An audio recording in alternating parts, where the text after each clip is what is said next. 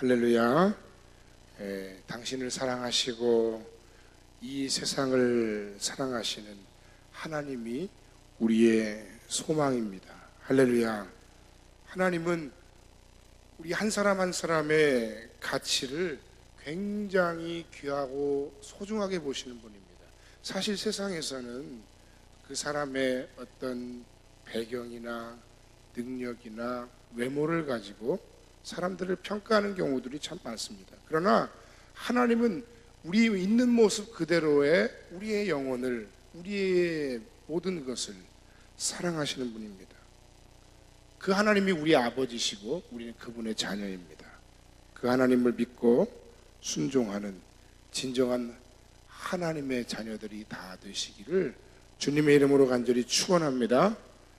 오늘은 제6계명 살인하지 말라 하는 말씀과 관련해서 여러분과 말씀의 은혜를 나누기 원합니다.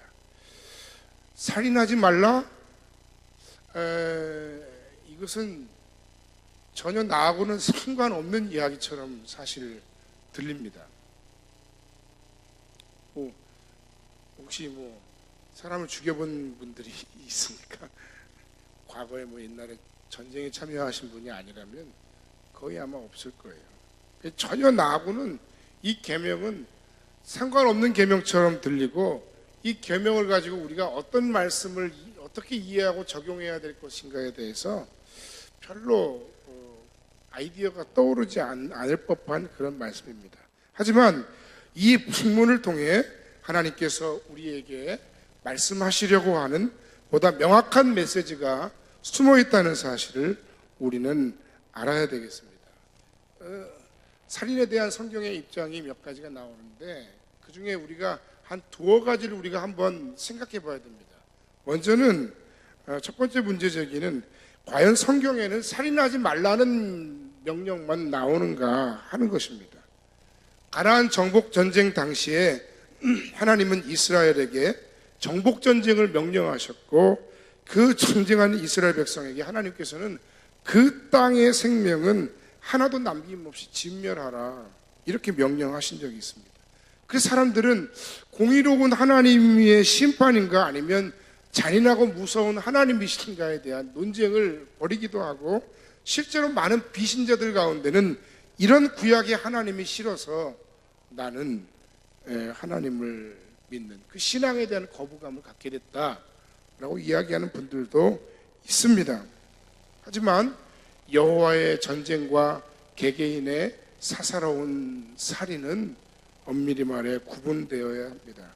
그 당시의 전쟁은 오늘 우리 시대의 관점과 시각으로 해석하는 것은 굉장히 부적절한 방식이라는 생각입니다. 늘 자주 말씀드리지만 올바른 성경 해석에 한 3가지 정도의 과정이 있습니다. 먼저는 그 성경 말씀이 선포되고 전해진 당시의 사회 문화적인 상황을 고려하는 것입니다. 그래서 그 당시에 전해주셨던 그 하나님의 선포된 말씀이 그 당시의 문화와 사회적인 언어로 해석되었을 때 그들에게 과연 어떤 메시지가 전해진 것인가 하는 것을 우리가 먼저 살펴봐야 된다는 겁니다. 그러니까 지금 우리 시대에 21세기를 살아가는 우리가 21세기의 잣대를 가지고 그 당시에 성경 말씀이 선포되거나 기록될 당시에 그 내용을 우리의 관점으로 그냥 그대로 가지고 들어가면 이 성경 말씀은 제대로 된 해석을 하기가 어렵다는 거예요. 그러니까 본문에 그 당시의 사회 문화적인 배경과 과정 속에서 하나님이 그들에게 어떤 말씀을 하시려고 했던 것인가 하는 그 오리지널을 먼저 찾는 것이 첫 번째예요. 그리고 나서 그 당시에 허락하셨던 그 당시의 말씀의 메시지의 오리지널을 오늘 우리에게 이 말씀이 어떤 의미로 적용될 수 있는가, 어떤 의미가 있는지 살펴보고 마지막으로 그 교훈을 통해 내 삶에 구체적으로 적용하고 순종을 결단하는 과정을 거치는 것이 올바른 성경 해석의 방법입니다. 제가 이 이야기를 구구절절히 한 이유는 바로 이 전쟁과 관련돼서, 특히 당시 가나안 정복 전쟁과 관련해서 이 헤렘이라고 하는 특별한 의미의 전쟁은 여호와의 전쟁이고, 창조주 하나님이 이방 문화와 우상에 대한 엄중한 심판의 의미를 가지고 행하셨던 전쟁이었다는 사실이고, 그분은 창조주이시고 그분은 불의하지 않으시며, 이런 전쟁은 이 가나안 정복 전쟁 이후에는 나타나지 않고 있다 하는 것입니다. 뿐만 아니라 이 가나안이 아닌 경우에 평화의 제의를 듣지 않는 경우, 평화를 하자, 우리가 서로 같이 친하게 지내자라고 이야기하는데도 불구하고 그것을 듣지 않을 경우에만 공격하고 남자들만 진멸하는, 그것이 바로 성경상에 나타난 공적 영역에서의 전쟁이었다는 겁니다. 그리고 이런 심판은 다른 나라에게만 적용된 것이 아니라 이 말씀의 주인공처럼 보이는 이 이스라엘에게도 동일하게 적용되었다는 사실을 우리가 말씀 속에서 살펴볼 수 있습니다. 신명기 9장에 보면 이 이스라엘 백성들 역시 하나님의 심판의 대상이 돼서 완전히 전멸될 뻔한 그런 경험이 그들에게 있었다는 겁니다. 오늘 우리 시대에도 평화를 추구하고 전쟁을 억제하고 그런 시대를, 우리가 평화의 시대를 열어야 하지만, 그러나 만일 나라의 안위를 위한 불가피한 전쟁이 벌어진다면 그 전쟁은 피할 수 없는 일이고, 그 전쟁은 공적 영역에서의 전쟁이기 때문에 개인의 살상과는 구별되어야 한다는 것입니다. 어쨌든 지금 이 시대는 은혜 언약의 시대이고, 여호와 하나님의 전쟁 헤렘은 더 이상 나타나지 않고 있다. 가나안 정복 전쟁이 유일하다. 또한 동시에 두 번째 문제 제기가 될 만한 이야기는, 사실 오늘 우리가 살아가고 있는 이 시대의 현실은 우리가 생각하는 것보다 훨씬 더 잔인하고 엄중하다는 사실입니다. 한마디로 얘기해서 오늘 우리 시대는 돈으로 사람의 가치를 평가하고, 돈의 가치로 사람의 생명이 좌지우지되고 경시되는 그런 사회 속에서 우리가 살고 있습니다. 한편으로는 인권이다 뭐다 해서 굉장히 조금씩 나아지는 면을 분명히 보여지고 있지만, 도대체 뭐 이런 인권이라는 이야기가 언제부터 나왔던 이야기입니까? 얼마 되지 않은 이야기예요. 이 시대는 여전히 그런 인권보다는 소위 재난 자본주의라는 그런 이야기로 대변되는 그런 자본의 가치에 따라서 사람의 생명이 경시되는 그런 일들이 훨씬 더 비일비재하게 많이 일어나고 있습니다. 우리가 알지 못하는, 우리가 사는 이 세상의 어느 구석에서 지금 그런 일들이 마구마구 벌어지고 있습니다. 2005년 여름에 미국 남부를 강타한 허리케인 카트리나가 미국의 남부에 상륙을 했는데, 남부는 흑인들이 많이 사는 지역이에요. 빈민층이 많이 사는 지역이었습니다. 그 당시에 카트리나가 이미 온다는 것을 알고 있었고, 충분히 조금만 더 잘 대비했으면 그들이 조금이라도 인명피해가 줄어들 가능성이 많았음에도 불구하고, 그 당시에 정부의 관계자들은 허리케인 카트리나가 지나간 다음에 시신을 수습하는 비용이 더 적게 될 것인가, 아니면 그것을 방어하고 댐을 보완하고 이런 것 조치들을 급하게나마 지금 조치하는 것이 더 적게 될 것인가, 그것을 비교했다는 거예요. 여러분, 인권의 나라라고 자부하고 난리치는 미국, 사실 미국과 비교하면 우리나라는 정말 현저하게 사실 형편이 없을지도 몰라요. 다른 한편에서도 그렇지 않은 면도 있겠지만, 뭐 미국 식품의약품안전청에서 규정한 한 사람의 생명의 가치가 79억이었다나, 뭐 교통부에서 산출한 가치는 뭐 38억이고, 그래서 그 가치가 자꾸 올라가니까 기업들의 그 가치에 따른 그 규제가 점점 강화되니까 자기들 사업하기가 어려우니까 사업가들이 로비스트를 이용해서 의회에 로비하고 그 가격을 좀 낮춰달라. 뭐 지금 그러나 우리는 사실 더 현저하게 형편없어요. 뭐 제가 기사에서 본 이야기인데 60대 무직 남성의 경우 뭐 교통사고로 어떻게 사망했을 경우 보상 기준이 4,500만 원이라든가 뭐 어쨌거나 우리의 삶의 현실에서는 여전히 사람의 생명을 중요하게 여기면서도 다른 한편에서는 사람의 생명을 돈의 가치에 따라 평가하는 그런 일들이 엄연하게 존재하는 우리의 삶의 현실이 있다는 것입니다. 이런 가운데서 오늘 성경이 우리에게 살인하지 말라라고 말하는 그 말씀을 우리가 어떻게 이해하고 적용해야 될 것인가? 사람이 사람을 죽이는 것은 당연히 하나님의 형상으로 지음받은 인간의 가치를 부정하는 것이기 때문에 그것은 하나님에 대한 도전이 되고 심각한 범죄가 돌이킬 수 없는 범죄가 되는 것입니다. 동시에 나는 그것과 상관없는 사람이야 라고 말하기 이전에 지금 우리가 살아가고 있는 우리 시대의 성도들이 순종하고 따라야 할 제6계명의 구체적인 실천의 내용들은 살인하지 말라는 그 계명을 인간을 돈보다 경시하는 이 세상의 생명 경시와 또 하나님의 사랑의 대상이자 하나님의 형상인 인간에 대한 가벼운 생각들에 대해서 우리가 어떻게 이 시대 가운데서 그 하나님의 말씀을 순종하고 그 계명을 지킬 것인가에 대해서 우리가 깊이 있게 고민하고 생각해야 될 본문이다 하는 것입니다. 살인에 대한 예수님의 적용은 그러면 어떤 것일까? 우리의 진정한 구원자가 되신 예수께서는 이 구약에서 말하는 살인하지 말라는 이 계명을 어떻게 해석하시고 뭐라 말씀하셨는가?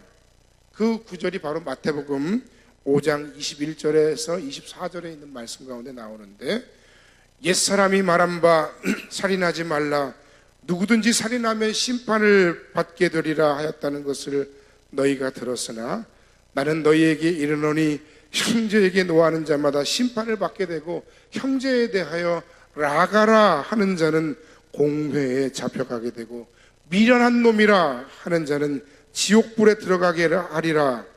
그러므로 예물을 제단에 드리려다가 거기서 내 형제에게 원망 들을 만한 일이 있는 것이 생각나거든 예물을 제단 앞에 두고 먼저 가서 형제와 화목하고 그 후에 와서 예물을 드리라. 라가가 무슨 말입니까? 라가는 아람어로 욕이에요. 욕을 하는 거예요. 미련한 놈이다 라고 얘기하는 건 뭡니까? 상대방의 인격을 모독하는 짓이에요. 예수께서 설명하시는 이 살인은 사람이 사람을 어떤 물리력을 가지고 때리고 혹은 폭력을 가하고 심지어 그 물리력으로 사람을 살해하는 그런 끔찍한 생명을 빼앗는 범죄만을 말하는 것이 아니고 그것을 넘어서서 우리의 마음의 문제로 예수께서는 적용하고 계십니다. 요한 1서 3장 15절 말씀에 보면 따라합시다. 그 형제를 미워하는 자마다 살인하는 자마다 영생이 그 속에 있지 아니하는 것을 너희가 아는 바라. 그러니까 결국 예수님께서 해석하시고 신약 성경이 해석한 구약의 살인하지 말라는 그 말씀의 계명은 생명을 대하는 우리의 태도와 그리고 그 마음을 의미하는 것입니다. 그런데 그 생명을 대하는 태도와 그 마음을 의미하는데 단순하게 나는 어떤 일 때문에 저 사람이 너무너무 싫어, 나는 아무개가 미워 죽겠어, 그냥 그 정도의 마음일까요? 단순히 미워하는 일시적인 감정만을 이야기하는 것일까요? 여러분이 누군가를 미워하면 그냥 그렇게 가벼운 마음으로 웃는 모습으로 나는 아무개가 미워 그렇게 얘기하십니까? 아니죠. 사실은 죽도록 미워합니다.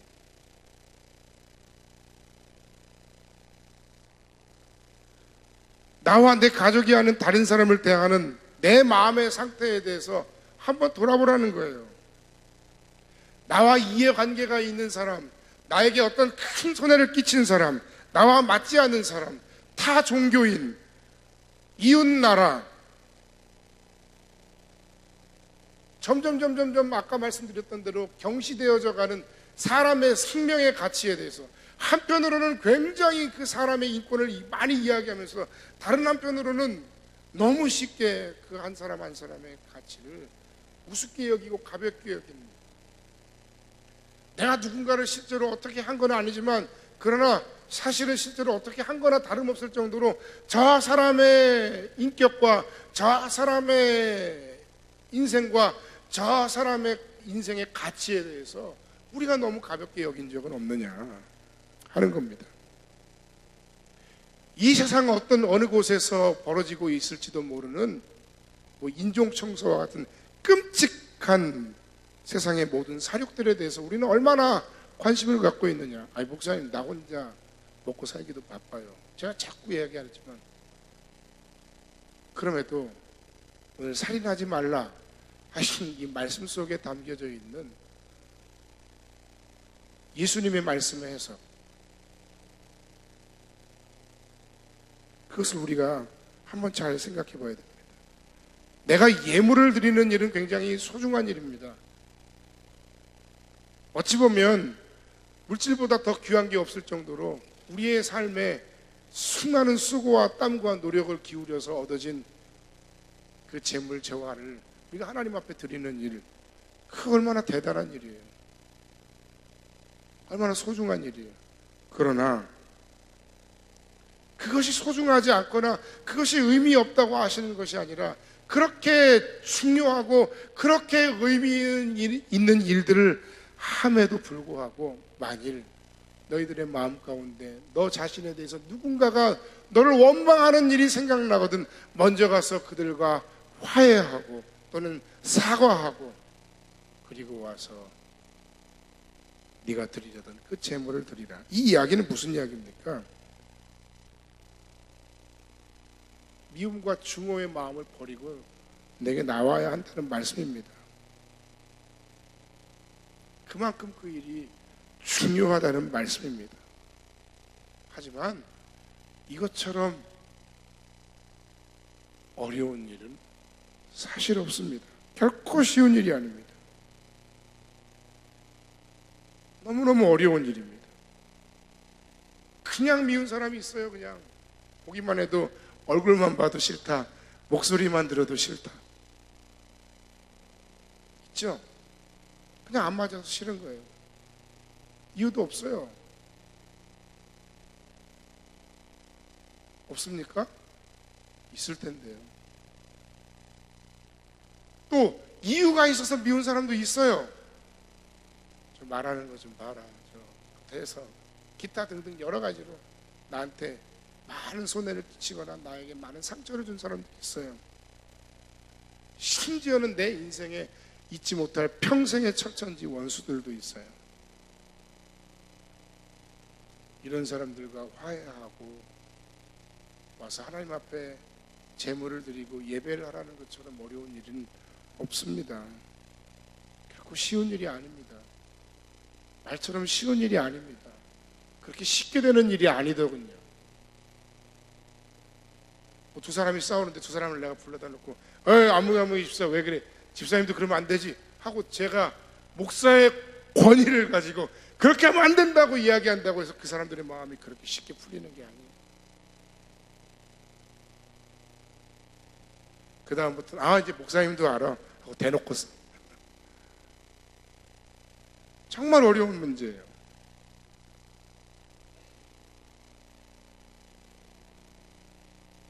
여러분, 이래도 살인하지 말라는 이 계명이 나하고 상관이 없는 계명일까요?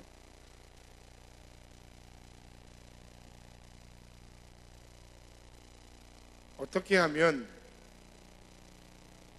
우리는 이 미움과 증오와 분노를 버리고 심지어 그 미움과 증오와 분노와 내 입술로 말미암은 다른 사람들을 향한 그 인격의 모독과 인격의 살인조차도 살인이고 마음의 문제까지도 살인이라고 말씀하시는 그 주님의 말씀에, 그 하나님의 계명에 우리가 순종할 수 있겠는가?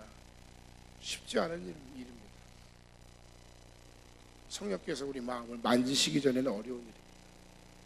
유일하게 한 가지 방법이 있다면 생명의 가치를 정말 귀하게 보시는 하나님의 마음을 우리가 알고, 그리고 그 마음을 우리가 회복하는 길입니다. 그것밖에는 방법이 없어요. 우리 안에는 선한 능력이 없어요. 그럼 대한민국 사람들은, 한국 사람들은 어떤 사람입니까?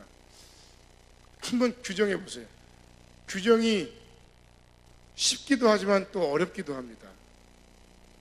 저만 하는 생각일까요? 여러분들도 한번 생각해 보세요. 한편으로는 굉장히 따뜻하고 굉장히 인정 많고, 또 한번 뭉치면 정말 어떤 목적을 위해서 물불을 가리지 않고 최선을 다해서 똘똘 뭉치는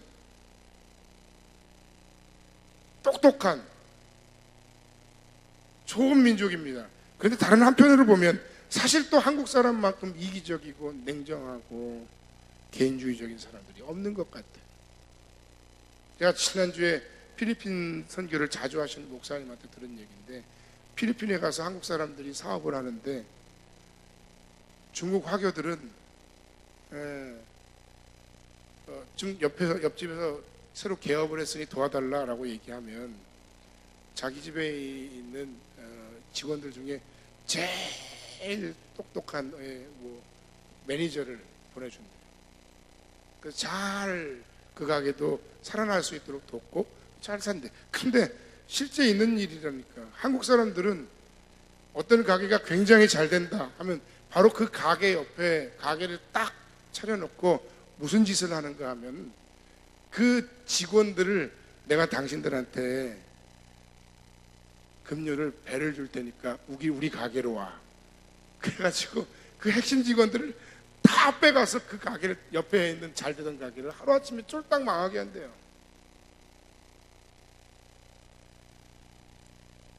제 생각에 어느 선까지는 굉장히 협동도 잘하고 불쌍히도 여기고 그렇지만 그 어느 선이 넘어가면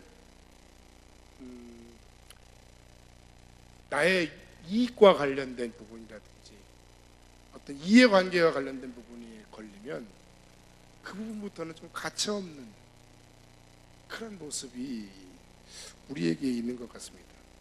제가 왜 이야기를 하는가 하면 여러분들은 어떠신가 하는 거예요. 여러분은 어떠세요?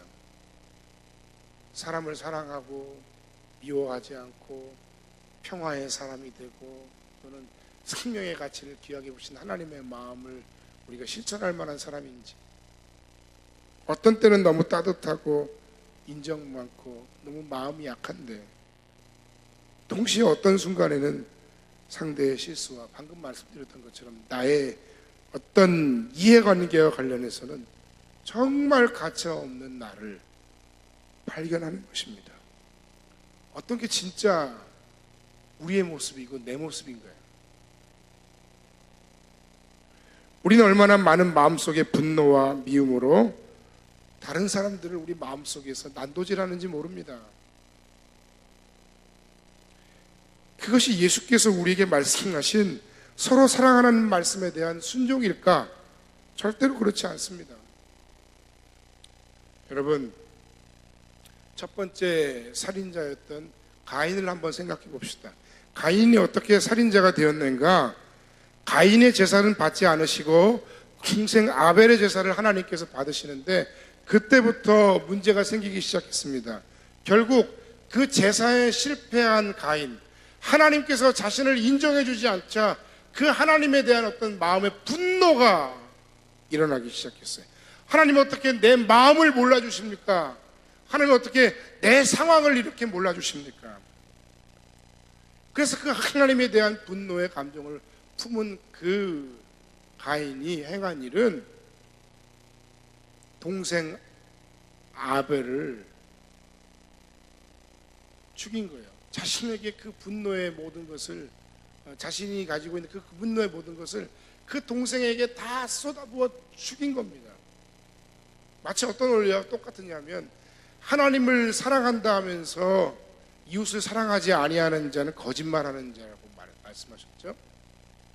하나님을 사랑하면 그 하나님의 사랑으로 우리의 삶에 사람에 대한 사랑의 열매가 드러나야 되는 것처럼, 반대로 우리의 모든 삶의 상황 속에서 하나님에 대한 내 인생의 분노, 즉 내가 어떤 부분에 기도하는 기도의 제목들이 응답되지 않거나 내 상황이 내 생각과 계획대로 컨트롤 되어지지 않거나 내가 생각했던 것보다 내 인생과 삶의 고난이 점점 더 길어지는 순간에 우리도 모르게 하나님에 대한 어떤 마음의 분노를 가지고 있게 되고, 그 분노가 나도 모르는 사이에 내 가족에게, 내 이웃에게, 내 지체에게 그렇게 표출이 되는 거예요.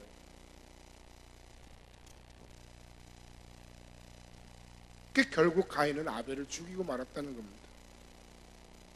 여러분, 우리가 물리적 행동을 하지 않았을 뿐이지 우리는 이미 마음속으로 상대의 인격을 모독하고 짓밟음으로써 뻔히 아는 것을 행하면서 그 상급자로서 혹은 소비자로서 힘을 가진 자로서의 이 세상 속에, 우리 삶 속에 수많은 갑질을 우리가 하고 있는 거예요. 재벌이 갑질하니까 우리가 막 분노하는데, 사실은 정말 저도 너무 분노하지만, 그렇지만 우리 안에, 우리 속에 우리도 모르는 사이에 우리에게도 그런 모습이 있다는 거예요. 아닙니까? 그러나 하나님은 그 정반대의 길을 우리에게 보여주셨어요. 가인이 그렇게 하나님에 대해 분노하고, 그리고 그 하나님에 대한 분노로서 동생 아벨에게 자신의 분노를 쏟아부어 죽인 것, 그것은 하나님에 대한 대항이에요. 그럼에도 불구하고 하나님은 그 인류에 대한 사랑과 그 구원의 계획을 포기하지 않고 셋이라고 하는 아들을 다시 주셔서 하나님의 사랑과 구원의 계획을 이어가신다는 거예요. 우리는 하나님께서 악을 악으로 갚지 말고 이기는 진정한 생명 존중하시는 그 방법을 우리 깊이 묵상하고 배워야만 합니다. 그 하나님의 그 사랑법, 그 하나님의 존중의 방법이 바로 나를 구원하시고 우리를 구원하시고 우리를 사랑하시고 우리를 축복하시는 모든 축복의 근거가 되었다는 거예요. 상대를 소중하게 여기는 마음이에요. 어떻게 그 생명의 가치를 소중히 여기는 삶을 살 수 있을까? 살인하지 말라는, 뭐뭐 하지 말라라는 것 대신에 생명의 가치를 소중하게 여기라 하는 말씀으로 우리가 구체적으로 순종해야 하는데, 어떻게 하는 것이 그 하나님의 계명, 생명의 가치를 소중하게 여기라는 그 말씀에 대한 우리의 삶의 순종이고 적용일까? 그것은 바로 여러분 앞에 있는 사람들을 존중하고, 그리고 여러분이 관계하는 모든 사람들과의 관계를 소중하게 생각하는 겁니다. 다시는 안 볼 사람처럼 막 하는 거예요. 진짜 안 볼 사람들이기 때문에 막 하는 거예요. 여러분 얼마나 화가 나는지 몰라요. 제가 과거에 일본에서 여행할 때 한 오사카에서 한번, 후쿠오카에서 한번 그런 일을 당했는데, 택시를 탔는데 택시 기사가 차를 돌아요. 제가 저는 항상 여행할 때 지도를 보기 때문에 대충 어떻게 가는지 대충 알거든요. 아니 다 뻔히 아는데도 그냥 한 바퀴를 그냥 뺑 도는 거예요. 심지어는 제가 오사카에서는 한 번은 오사카 캐슬에 가자고, 일본말을 못하니까 알았다고 그러더니 정반대 방향으로 크게 30분을 돌더니 저를 오사카 캐슬 앞에 내려줬는데 그 오사카 캐슬이 오사카 성이 아니라 오사카 캐슬 모텔 앞이었어요. 너무 화가 나죠. 뻔히 아는 그 부분에 대해서 상대가 뻔히 알매도 불구하고 알려면 알아라. 나는 한다. 여러분, 이런 모습은 하나님의 사람의 모습들이 아니라는 거예요. 사람과의 관계를 소중하게 여기고 귀하게 여기는 것. 다시는 안 볼 사람처럼 그냥 처음 본 사람이라도 다시 안 볼지도 모르기 때문에 막 하는 그런 모습보다는 하나님이 내게 허락하신 모든 관계에 그 모든 관계를 소중하게 여기고 그 관계마다 최선을 다하는 삶. 물론 피곤합니다. 얼마나 피곤한지 몰라요. 정말 피곤합니다. 잘 매니지 못해야 되는 일이기도 합니다만, 그러나 그런 그 관계 한 가지가 여러분의 인생과 삶에 쌓이고 쌓여 그 모든 관계 속에서 우리의 인생과 삶에 나를 통한, 내 인생을 통한 하나님의 사랑과 축복의 통로로서의 놀라운 은총들이 사람들에게 선포되고 내 인생에 펼쳐질 수 있다는 사실에 대해서 여러분 깊이 생각해 보시길 바랍니다. 그 반대는 내가 복의 통로로서가 아니라 정말 무감각하고 또는 이기적이고 또는 상대방에게 불쾌감을 줄 수 있는 생명력 없는 생명의 가치를 드러내지 못하는 그런 세상에서 가장 불쌍한 인생을 살게 될 뿐입니다. 누군가를 비난하는 것이 아니지만 자꾸 포토라인에서는 그 갑질했다는 그 사람들의 면면을 보십시오. 아우, 부럽습니까? 돈을 얼마나 가졌는지는 모르지만 제가 이 얘기는 두 번째 하는 것 같아요. 그렇게 사느니 돈 없이 가난하게 사는 게 차라리 훨씬 더 나은 하나님의 축복이다 하는 생각이 들어요. 불쌍하지 않습니까? 생명의 가치, 다른 사람들을 소중하게 여기고 그 관계를 소중하게 여기고 그 사람을 존중하는 태도와 모습이야말로 살인하지 말라라고 말씀하신 그 계명을 우리들의 시대에 우리들의 언어로 바꾸어서 순종할 수 있는, 물론 살인하지 말라는 그 말씀 자체도 여전히 유효합니다만 동시에 생명의 가치를 귀하게 보시는 하나님의 마음을 우리의 삶에 진정으로 펼쳐내는 진정한 순종과 적용의 삶이라고 생각합니다. 결론의 말씀을 드리고 말씀을 마칩니다. 여러분 중에 혹시 누군가에게 무시당하고 누군가에게 내 가치를 부정당하고 어떤 수치심과 인격 모독과 인격 살인을 당했다고 생각되는 그런 경험이 여러분에게 있습니까? 그럼에도 불구하고 하나님은 당신의 영혼을, 당신의 인격을 있는 모습 그대로 사랑하시는 좋으신 하나님이십니다. 그 사랑하시는 하나님의 사랑과 은혜의 손길 속에서 회복되셔서 여러분이 하나님의 사람, 평화의 사람, 사랑의 사람됨을 회복하며 다른 이들을 더욱 사랑하고 존중하고 그가 가치 있음을 깨우치는 하나님의 사람이 되시기를 주의 이름으로 간절히 축원합니다. 여러분의 과거의 인생 속에 혹여라도 내가 누군가를 알지 못하는 사이에 무시하고 그 누군가의 가치를 부정하고 그 누군가에게 수치심을 안겨주며 살아왔던 내 과거의 삶이 생각난다면 그 사람에게 찾아가 사과하고 화해할 수 있는 용기가 있길 바랍니다. 하나님과 사람에게 찾아가 용서를 구하고 이제는 나의 마음과 생각과 나의 입술의 열매를 통해서 정말 관계를 소중히 여기고 모든 사람들을 살리는 진정한 그리스도의 제자가 되시길 주님의 이름으로 간절히 축원합니다. 오늘 말씀을 통해 살인하지 말라는 그 계명 앞에서 예수 그리스도의 십자가를 통해 하나님이 우리에게 무엇을 선포하고 계시는가, 그것을 깊이 묵상하고 결단하고 순종하여 승리하는 귀한 성도들이 다 되시기를 주님의 이름으로 간절히 축복합니다. 기도하겠습니다.